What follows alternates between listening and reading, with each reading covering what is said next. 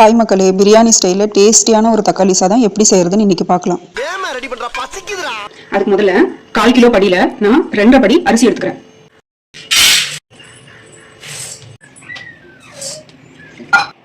அரிசியை நான் 2 வாட்டி கழுவிட்டு தண்ணி பிடிச்சி ஒரு 45 நிமிஷம் ஊற வச்சுக்கிறேன். இந்த அரிசி ஊறதுக்குள்ள நம்ம தக்காளி சாதத்துக்கு தேவையான வெங்காயம் தக்காளி எல்லாம் கட் பண்ணி எடுத்துட்டு வந்தோம். தக்காளி சாதத்துக்கு தேவையான பொருள் என்னன்னு பார்த்தீங்கன்னா 3 பட்டை, 4 கிராம்பு, 3 ஏலக்காய், அன்னாச்சி பூ சின்னதாக 3 துண்டு உடச்சி வச்சிருக்கேன். அது சின்னதாக ஒரு பிரியாணி இலை. அடுத்து 3 மீடியம் சைஸ் வெங்காயம் கட் பண்ணியிருக்கேன். 5 மீடியம் சைஸ் தக்காளி, கொஞ்சம் புதினா, கொஞ்சம் கொத்தமல்லி, 3 பச்சை மிளகாய், சின்னதாக ஒரு எலுமிச்சம்பழம், 2 ஸ்பூன் தயிர். ஒரு பாத்திரம் வச்சுக்கோங்க. பாத்திரம் நல்லா சூடிடணுன்னு தேவையான அளவுக்கு எண்ணெய் ஊற்றிக்கோங்க. தக்காளி சாப்பாடு கொஞ்சம் கூடுதலாக எண்ணெய் ஊற்றிக்கோங்க. எண்ணெய் நல்லா காமிச்சோன்னே 3 துண்டு பட்டை, 4 கிராம்பு, 3 ஏலக்காய், அன்னாச்சி பூ சின்னதாக ஒரு 3 துண்டு, ஒரு பிரியாணி இலை. பட்டை கிராம்பு ஏலக்காய்லாம் புரிஞ்சோடனே கட் பண்ணி வச்சுருக்க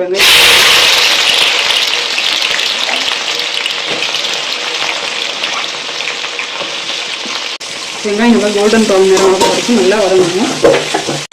இடையில நல்லா கிண்டி விட்டுக்கோங்க. இந்த மாதிரி வெங்காயம் நல்லா கோல்டன் ப்ரௌன் நிறத்தில் வந்ததுக்கப்புறம் 4 ஸ்பூன் இஞ்சி பூண்டு பேஸ்ட், 2 3 இது மாதிரி 4 ஸ்பூன் இஞ்சி பூண்டு பேஸ்ட் போட்டு பச்சை வாடை வரைக்கும் நல்லா வதக்கணும். இஞ்சி பூண்டோட பச்சை வாடை நல்லா போகி இந்த மாதிரி எண்ணெய் பிரிஞ்சு வந்தோடனே 3 பச்சை மிளகாய், 1/4 கை அளவுக்கு புதினா, அதை விட கொஞ்சம் கூடுதலாக கொத்தமல்லி தழை இதை போட்டு ஒரு 3 நிமிஷம் போட்டு வதக்கிக்கலாம். இது கூடவே நான் நிறத்துக்காக ஒரு 3/4 ஸ்பூன் காஷ்மீரி மிளகாய் தூள் சேர்க்குறேன். இது ஆப்ஷனல் தான், உங்கள்கிட்ட இருந்தால் சேர்த்துக்கோங்க. இல்லைன்னா நீங்கள் ஏதாவது ஃபுட் கலர் கூட நீங்கள் சேர்த்துக்கலாம். ஆரஞ்சு கலர், ரெட் கலர் அந்த மாதிரி. இஞ்சி பூண்டோட சேர்த்து இந்த காஷ்மீரி மிளகாய் தூள் போட்டு வைக்கும்போது சாப்பாடு கொஞ்சம் நல்லா கலர் கொடுக்கும். அதுக்காக நான் இப்போ சேர்த்துக்கிறேன். 14 மணியில் லைட்டாக வாங்கி வந்ததும் நான் கட் பண்ணி வச்சிருக்கேன் 5 மீடியம் சைஸ் தக்காளி இதில் சேர்த்துக்கிறேன்.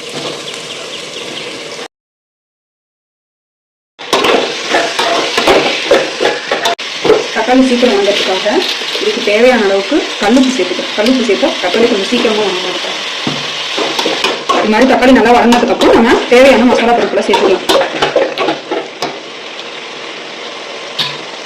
எனக்கு என்ன மசாலா சேர்த்துருக்கேன்னா 2 ஸ்பூன் கரம் மசாலா சேர்க்குறேன், 1 ஸ்பூன் பிரியாணி மசாலா. மசாலா போட்டு நல்லா 2 கரட்டி விட்டுக்கோங்க. நாங்கள் காரம் மீடியமாக தான் சாப்பிடுவோம். அதனால எங்களுக்கு இதில் இருக்க காரம் போதும். உங்களுக்கு காரம் நீங்கள் நல்லா சாப்பிட்றவங்களா இருந்தால் காரத்துக்கு தகுந்த மாதிரி கொஞ்சம் மிளகாய் தூள் சேர்த்துக்கோங்க. 2 ஸ்பூன் அளவுக்கு தயிர் சேர்த்துக்கிறேன். தயிர் சேர்த்து நல்லா விரட்டி விட்டுக்கோங்க.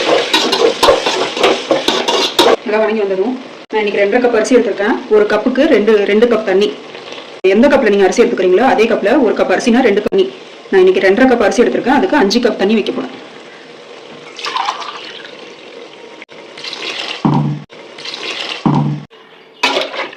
தண்ணி சேர்த்து நல்லா ஒரு கிண்டி வச்சுக்கோங்க. இப்போ இந்த தண்ணிக்கு தேவையான உப்பு சேர்த்துக்கோங்க. உப்பு நம்ம டேஸ்ட் பண்ணி பார்க்கும்போது கொஞ்சம் தூக்கலாக இருக்கணும். அப்போ தான் அரிசி போடும்போது நமக்கு சாதத்துக்கு சரியாக வரும். புளிப்புக்காக எலுமிச்சம்பழம் சேர்த்துக்கிறேன். நான் சின்னதாக இருக்கிறதுனால 1 எலுமிச்சம்பழம் சேர்த்துக்கிறேன். பெருசாக இருந்தால் நீங்கள் 1/2 எலுமிச்சம்பழம் சேர்த்துக்கோங்க. ஒரு கிண்டி விட்டு தட்டு போட்டு மூடி வச்சிருங்க. உலை நல்லா கொதிச்சு வந்ததுக்கப்புறம் அரிசி போட்டுக்கலாம். உலை நல்லா கொதிச்சிருச்சு. உலை நல்லா கொதிச்சோன்னே இப்போ உப்பு புளிப்பெல்லாம் சரியா இருக்கான்னு பார்த்துக்கோங்க. இப்போ 1 கல் அதிகமாக இருக்கணும். அப்போ தான் நம்ம அரிசி போட்டு சாதம் வெந்து வரும்போது நமக்கு சாதத்துக்கு சரியா இருக்கும். அரிசியை நல்லா தண்ணி இல்லாமல் வடிச்சிட்டு சேர்த்துக்கோங்க.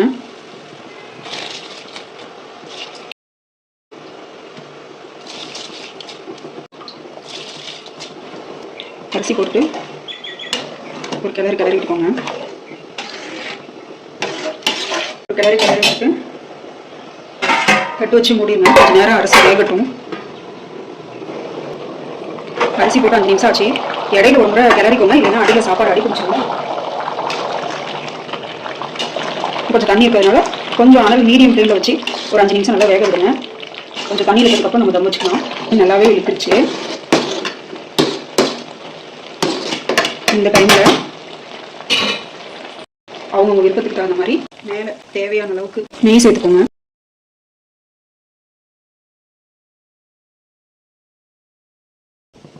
எனக்கு அடியில் தோசைக்கல் வச்சு அதுக்கு மேலே இதை வச்சு நான் தம் வைக்கிறேன். கீழே நம்ம ஏதாவது இரும்பு வச்சு அது மேலே தம் வைக்கும் போது சாப்பாடு கொஞ்சம் அடி பிடிக்காம இருக்கும். நம்ம தம் வச்சு 25 நிமிஷம் ஆயிடுச்சு. ஓப்பன் பண்ணி பார்க்கலாம்.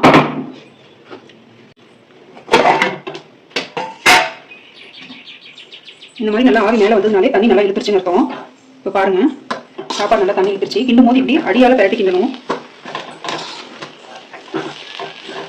அவ்வளோதான் மக்களே, ரொம்ப டேஸ்டியான பிரியாணி ஸ்டைலில் ஒரு தக்காளி சாப்பாடு ரெடி. நீங்களும் ட்ரை பண்ணி பாருங்க மக்களே. இது போன்ற குக்கிங் வீடியோக்களுக்கு மறக்காம நம்ம சேனலை சப்ஸ்கிரைப் பண்ணிக்கோங்க.